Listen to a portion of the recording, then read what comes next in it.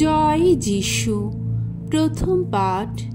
প্রবক্তা জোনার কাহিনীর আরম্ভ হতে বাণী পাঠ।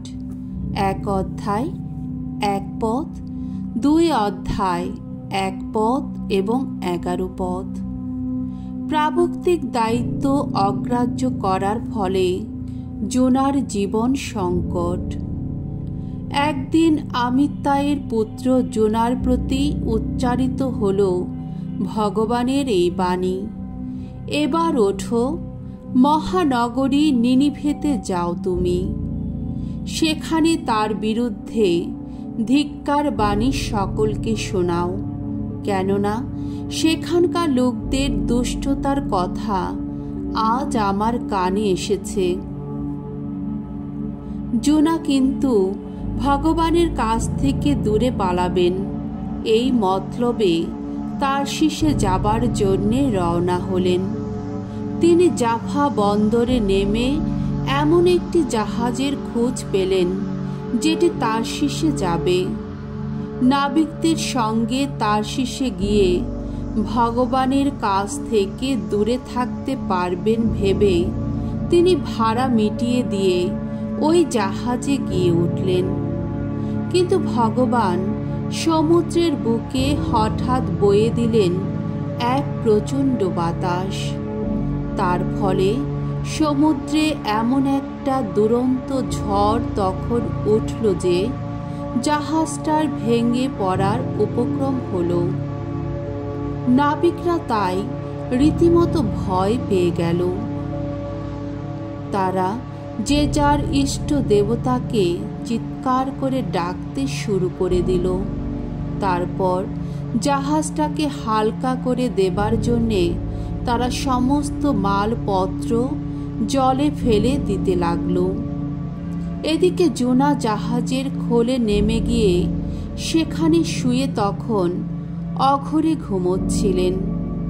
এমন সময় জাহাজের সারেং তার কাছে এসে বলে উঠল, ওহে, তুমি এখন ঘুমোচ্ছ কি করে?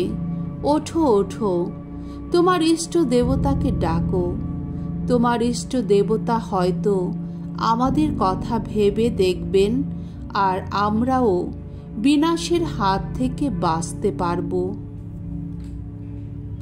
শেষে নাবিকরা নিজেদের মধ্যে বলাবলি করতে লাগল, এসো দান চেলে একবার দেখাই যাক কার দোষে আমাদের এই বিপদ ঘটেছে। তারা দান চালল, তখন দান পড়ল জোনারই নামে। তারা তাই জোনাকে জিজ্ঞেস করল, এখন খুলে বলো, কেনই বা আমাদের এই বিপদ ঘটেছে? কি কাজে চলেছ তুমি? আসছই বা কোথা থেকে? তুমি কোন দেশের, কোন জাতির মানুষ? জোনা উত্তর দিলেন, আমি একজন হিব্রু। জলস্থল সৃষ্টি করেছেন যিনি, স্বর্গেশ্বর ভগবান যিনি, তারই উপাসক আমি। তখন নাবিকরা রীতিমতো আতঙ্কিত হয়ে পড়ল। তারা বলে উঠল, এ তুমি কি করেছ? কেননা এর আগেই তারা জানতে পেরেছিল যে তিনি ভগবানের কাছ থেকে দূরে পালাচ্ছেন। তিনি নিজেই সে কথা তাদের বলেছিলেন। তাই তারা বলল, এখন বলো, চারপাশে সমুদ্র যাতে শান্ত হয় তার জন্যে তোমাকে নিয়ে আমরা এখন কি করব? কেননা সমুদ্র তখন ক্রমে আরও উন্মত্ত হয়ে উঠছিল। জোনা উত্তর দিলেন, আমাকে নিয়ে গিয়ে তোমরা বরং সমুদ্রে ফেলে দাও, তাহলেই তোমাদের চারপাশের সমুদ্র শান্ত হয়ে যাবে। আমি তো জানি এই যে দুরন্ত ঝড় তোমাদের উপর ঝাঁপিয়ে পড়েছে তা ঘটেছে আমারই দোষে। তবু নাবিকরা তীরে ফিরে যাবার জন্যে প্রাণপণে দাঁড় টানতে লাগল, কিন্তু বৃথাই। কেননা সমুদ্র তখন তাদের সামনে আরও উন্মত্ত হয়ে উঠছিল। শেষে ভগবানকে ডেকে তারা বলে উঠল, দুহাই ভগবান, এই লোকটির প্রাণ নিচ্ছি বলে আমাদের নিজেদের বিনাশ যেন না ঘটে। একজন নির্দোষ মানুষের রক্তপাতের দায় আমাদের ওপর চাপিও না। আসলে তুমি তো ভগবান, তোমার ইচ্ছা মতো এই সব কিছু ঘটিয়েছ। তারপর তারা জোনাকে নিয়ে গিয়ে সমুদ্রে ফেলে দিল, আর সঙ্গে সঙ্গে শান্ত হয়ে গেল সমুদ্রের ওই রুদ্র রোষ। তাতে নাবিকদের মন ভগবানের প্রতি মহাভীতিতে অভিভূত হয়ে পড়ল। তারা তখন ভগবানের কাছে বলি উৎসর্গ করল, নানা মানত করল তারা। এদিকে ভগবানের নির্দেশে এসে প্রকাণ্ড একটি মাছ জোনাকে গিলে ফেলল। 3 দিন 3 রাত ধরে জোনা ওই মাছের পেটের মধ্যেই রইলেন।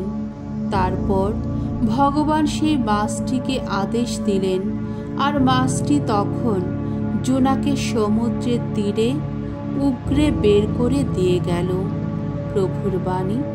ঈশ্বরকে ধন্যবাদ। শাম সঙ্গীত। প্রবক্তা জোনার গীতিকা 2 অধ্যায় 3 থেকে 5 পদ এবং 8 পদ।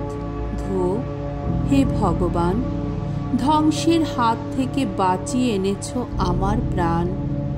আমার এই সংকটে ভগবানকে ডাকছি আমি, তিনি তো সাড়াই দিচ্ছেন। অধোলোকের গর্ভ থেকে মিনতি জানাচ্ছি আমি।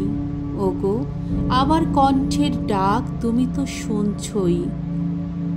আমাকে তুমি ফেলে দিয়েছ অথই জলের বুকে, মহাসমুদ্রেরই বুকে। চারপাশ থেকে আমাকে ঘিরে ধরেছে ঘর জলস্রোত, আর আমার উপর দিয়ে বয়ে যাচ্ছে তোমার যত তরঙ্গ কল্লোল। মনে হচ্ছে তোমার চোখের সামনে থেকে আমি যেন চির নির্বাসিত। আমি কিন্তু তোমার পবিত্র মন্দিরের দিকে তাকিয়ে রয়েছি। আমার মধ্যে এই যখন ম্রিয়মান আমার প্রাণ, আমি কিন্তু তবুও ভগবানকে স্মরণ করি। আমার মিনতি ছুটে চলেছে ওগো তোমারই কাছে, তোমার সেই পবিত্র মন্দিরে।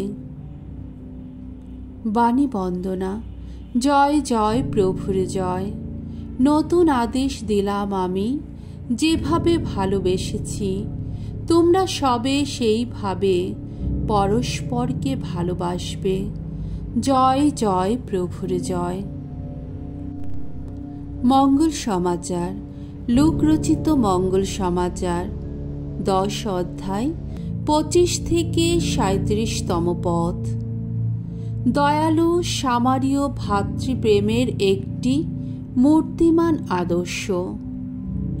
একদিন যিশুকে যাচাই করার জন্যে একজন বিধান পণ্ডিত এগিয়ে এসে তাকে প্রশ্ন করলেন, গুরু, শাশ্বত জীবন সম্পদ লাভ করতে হলে আমাকে কি করতে হবে?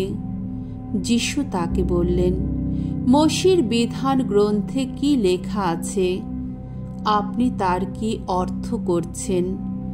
উত্তরে তিনি বললেন, তোমার ঈশ্বর স্বয়ং প্রভু যিনি, তাকে তুমি ভালোবাসবে তোমার সমস্ত অন্তর দিয়ে, তোমার সমস্ত প্রাণ দিয়ে, তোমার সমস্ত শক্তি দিয়ে, আর তোমার সমস্ত মন দিয়ে।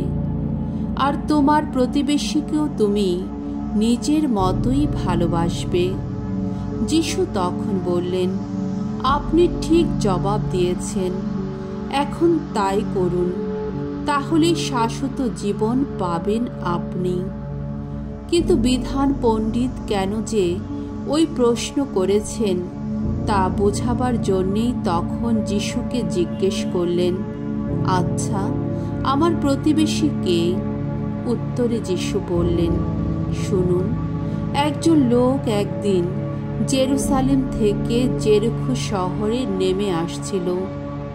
এমন সময়ে সে একদল দস্যুর হাতে পড়ল। তারা তার যা কিছু ছিল সবই লুট করে নিল। তারপর তাকে খুব মারধর করে আধমরা অবস্থায় ফেলে রেখে চলে গেল। এখন হলো কি, একজন যাজক সেই পথ দিয়ে আসছিলেন। তিনি ওই লোকটিকে দেখে পথের ওধার দিয়ে পাশ কাটিয়েই চলে গেলেন। তেমনি একজন লেবীও সেই জায়গায় এসে পড়লেন, আর লোকটিকে দেখে তিনিও পথের ওধার দিয়ে পাশ কাটিয়ে চলে গেলেন। এবার কিন্তু একজন সামারীয় পথিক যেতে যেতে তার কাছে এসে পড়ল। তাকে দেখে তার প্রাণটা কেঁদে উঠল।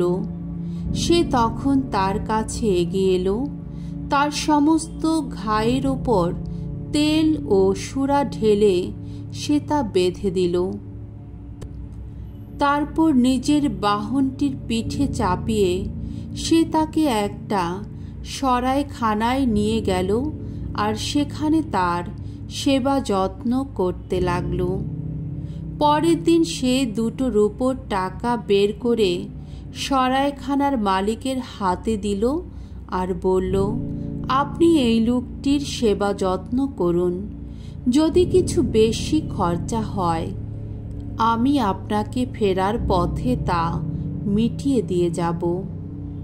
যিশু এবার বললেন, আচ্ছা, আপনার কি মনে হয় যে লোকটি দস্যু দলের হাতে পড়েছিল, ওই 3 জনের মধ্যে কে তার প্রকৃত প্রতিবেশী হয়ে উঠল? বিধান পণ্ডিত উত্তর দিলেন, যে তাকে দয়া করেছিল সেই। তখন যিশু তাকে বললেন, তাহলে এখন যান, আর আপনিও ওই রকম কাজই করুন। প্রভুর মঙ্গলময় বাণী। খ্রিস্ট প্রভু তোমার প্রশংসা হোক।